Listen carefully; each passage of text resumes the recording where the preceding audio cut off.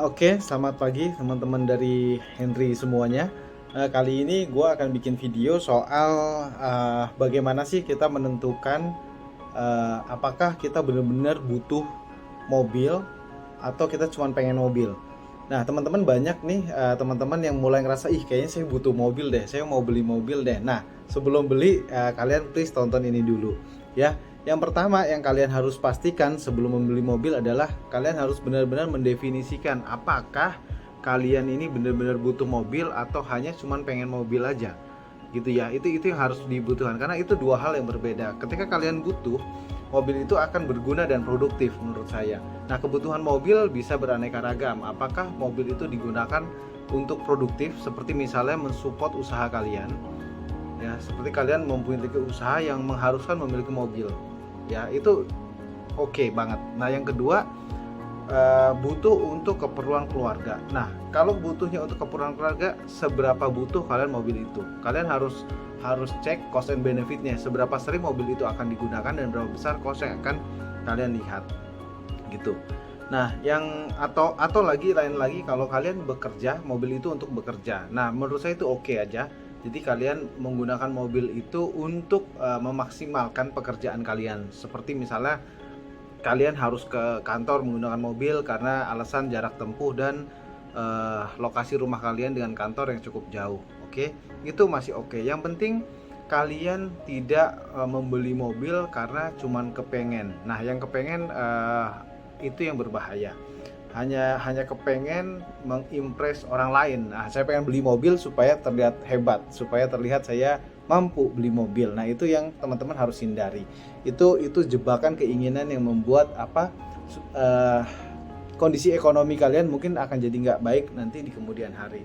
Jadi teman-teman jangan beli mobil hanya gara-gara pengen, apalagi pengen mengimpress orang, pengen kelihatan wah, itu jangan ya, itu nggak produktif.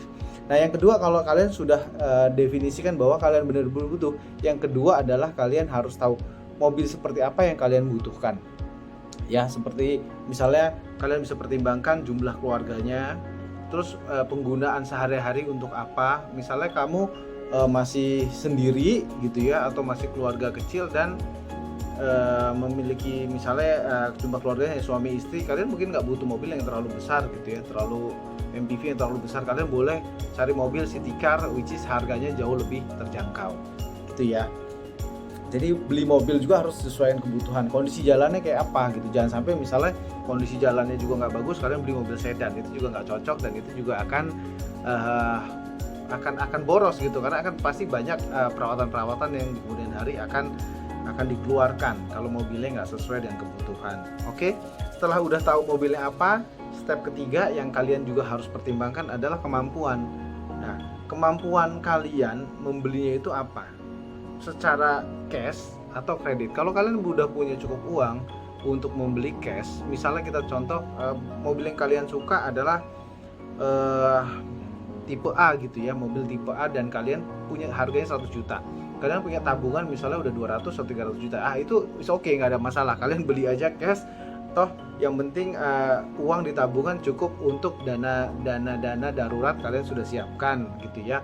Itu menurut saya silakan go ahead kalian beli mobil baru ya, sesuai kebutuhan.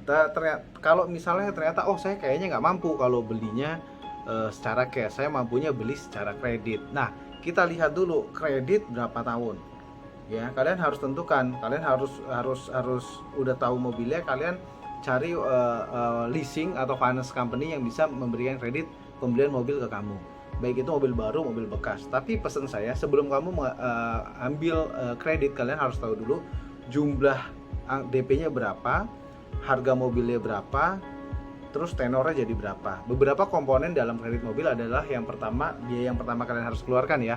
Yang pertama adalah DP murni ya. Jadi contoh harga mobil 1 juta, DP-nya misalnya 25%, berarti kalian harus siapkan uang 25 juta. Itu belum termasuk admin, angsuran pertama, dan biaya asuransi yang harus dibayar di muka gitu ya. Jadi kalian total DP berapa, dan kalian harus jujur sama diri sendiri, kalian mampu nggak untuk angsur tiap bulan.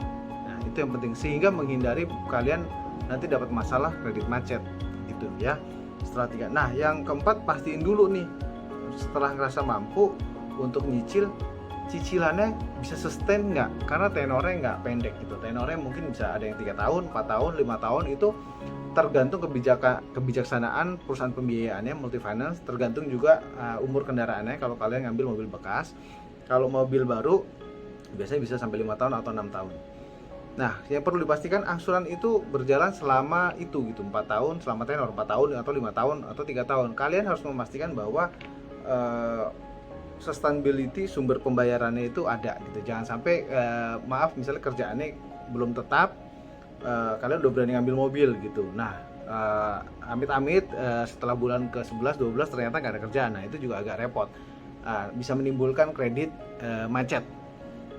Terus kalau kredit macet gimana? Nanti kita akan bahas di video terpisah bagaimana dan apa yang harus kalian lakukan jika merasa kalian, kayaknya saya udah nggak mampu nih untuk bayar, saya bakalan macet nih bulan depan. Nah, hal-hal atau langkah-langkah baik apa yang harus Anda tempuh, nanti kita akan bahas di video terpisah.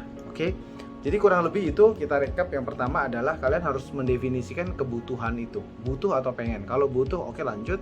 Terus mobilnya juga harus didefinisikan. Yang kedua, mobil yang kalian butuhkan tuh apa untuk mensupport kegiatan kalian sehari-hari. Dan ketiga adalah kemampuan kalian, ya, kemampuan. Jadi jangan pernah membeli mobil di luar kemampuannya gitu. Jangan memaksakan pengen terlihat keren tapi kemampuannya nggak ada, itu akan jadi masalah. Jadi kalian nyetir mobilnya juga nggak nikmat gitu ya, karena pusing tiap bulan, tiap hari mikirin cicilan. Buat apa ya?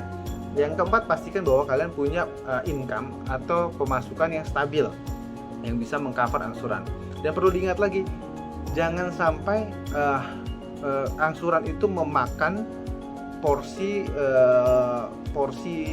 biaya yang lain. Jadi kita kan punya income, kita bisa pilih-pilih kan, ada untuk kebutuhan sehari-hari, mungkin untuk investasi, mungkin untuk kesehatan atau pendidikan. Nah, jangan sampai porsi yang tadi saya sebutkan dialihkan untuk mengangsur mobil kalian. Jangan pernah.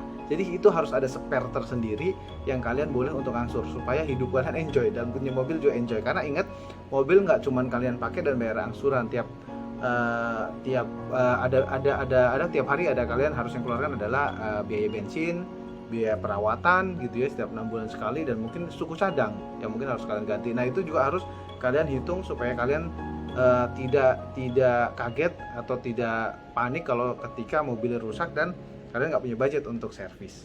Gitu ya teman-teman. Mudah-mudahan teman-teman Henry bisa lebih bijaksana sebelum kalian menentukan apakah kalian akan membeli mobil atau tidak. Oke, thank you.